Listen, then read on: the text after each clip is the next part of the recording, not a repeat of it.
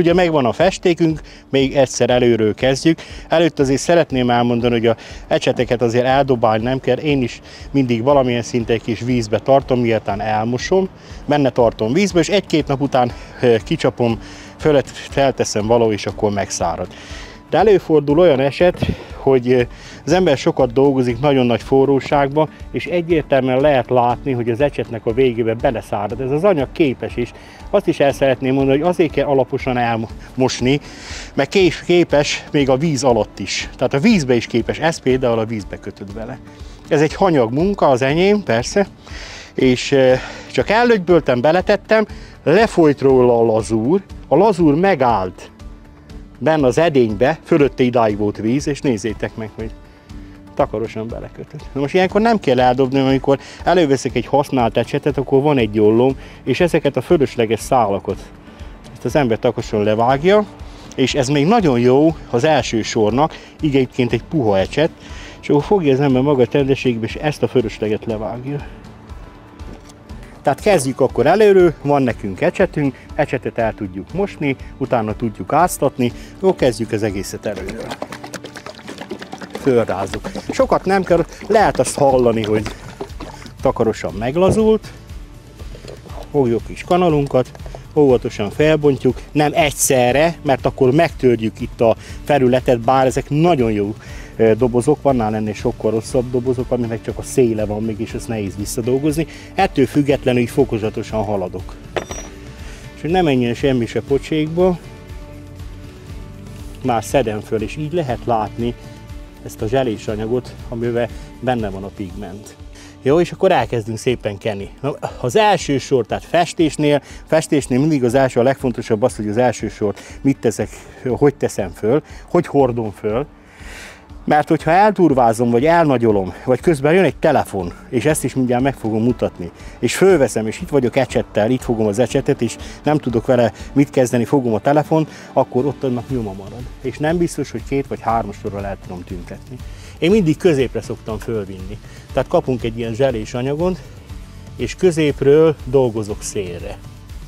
Na most, hogyha az egész fát festem, akkor elképzelhető az, hogy ugye itt valahol nekem egy kis festékréteg keletkezik, ami későbbiek folyamán a berendezés egy kicsit csúnya, tehát így keletkezik nekem egy kis pluszom, azt itt takarosan finoman elhúzom. Megint kivesszük, ugye, mert nem pocsékolunk. Azért lehet látni, hogy ezzel a kiadósággal annyira nagy problémánk nincsen. Az eldolgozás, gyerekek, az eldolgozás nagyon fontos. Tehát ameddig tudom, addig dolgozzam el egyenletesen, és mindig, ahogy eldolgoztam, mindig egy lazább kézmozdulattal, hogy minél egyenletesebb legyen a réteg, annál szebb lesz. Középre vittem föl, elhúzom, áthúzom arra felületre, amit már ugye megcsináltam, és kikenem az ecsetből szinte az egész terméket. Na most, ha megfigyelitek, itt már meg van száradva. Ide csinálunk egy hibát, az, hogy lássuk, hogy mi van olyankor, hogyha valamit kihagytam, és azt újra pótolom. Ezt majd szárazás után meg fogjuk látni. Szárazás után meg fogjuk látni. Na most ezt ugye csináltuk vízszintesen, azt mondják, az könnyű, akkor csináljuk ezt függőlegesen, és most itt lesz a lényeg, hogyha közelebb jön a kamera. Tehát nem nyomom be teljesen, amikor elkezdek festeni, beleteszem az ecsetet többször, és azért egy kicsikét ledobom. Nem jön le. De azért, ha tökig beleteszem, az elképzelhető. De látjátok, még most se. A hiba nem itt lesz, hanem akkor lesz, amikor elkezdek festeni, és olyan sok réteget vittem föl, vagy hoztam föl az ecsetre, hogy az lepottyenhet.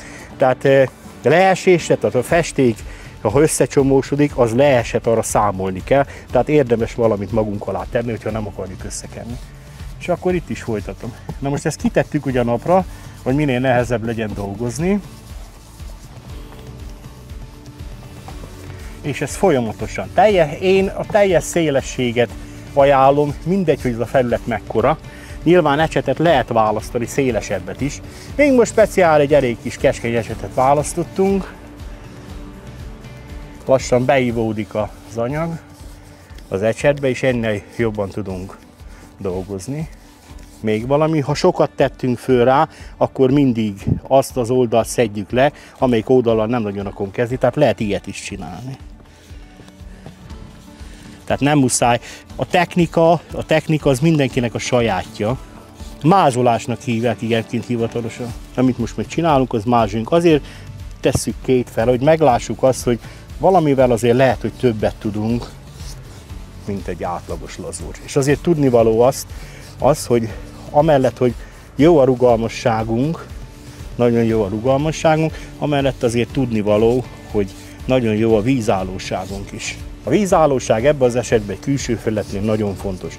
Belső felületnél nyilván nem annyira, inkább a tartóság. A másik része, amit sokan nem tudnak, vagy csak tudni vélnek, hogy ez a fajta lazúrfajta, amit a Stanfa forgalmaz, ez a lazúrfajta, ez nem töredezik.